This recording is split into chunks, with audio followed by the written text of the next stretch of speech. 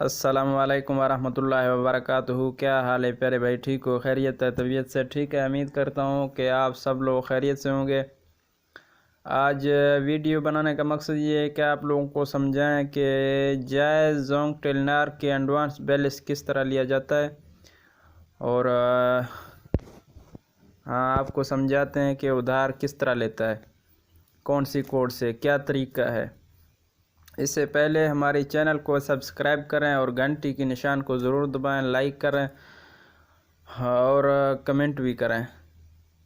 ठीक है मेरे भाई, अब चलते हैं जायज़ की तरफ। पहले जायज़ का लोन कैसे लेते हैं? उधार एडवांस एक ही बात है। स्टार 112 # मिलाकर जायज़ पे सेंड करें और आपको 30 रुपये एडवांस दिया जाता है। और दूसरा आ गया जोंग 911 # मिलाएं एडवांस लेने के लिए।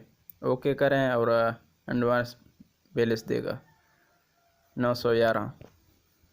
और अब चलते हैं टेलीनॉर की तरफ। टेलीनॉर स्टार 0 # मिलाना है, स्टार 0 # मिलाना है और आपको बैलेंस दिया जाता है टेलीनॉर की तरफ 15 रुपये। ठीक है मेरे भाई, मेरे चैनल को ज़रूर सब्सक्राइब करना और लाइक भी करना, घंटी के निशान को ज़रूर दबाएं। तब तक के लिए अल्लाह हाफ़िज़। अगली